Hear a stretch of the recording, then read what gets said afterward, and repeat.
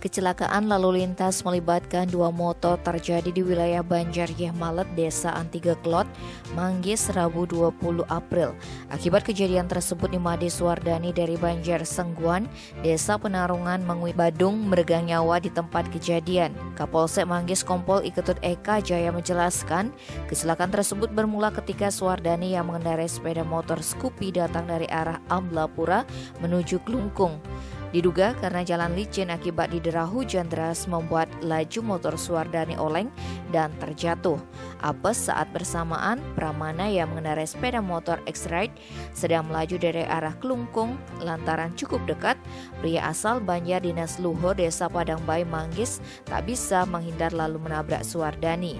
Akibat insiden tersebut, Pramana mengalami luka lecet di bagian pinggang kiri dan kaki kiri, sedangkan Suwardani meninggal di tempat. Eka Jaya menambahkan kedua korban dibawa ke Puskesmas Manggis 1 untuk mendapatkan penanganan. Berselang beberapa saat kemudian, jenazah Suwardani langsung diambil pihak keluarga. Tim Bali Express melaporkan.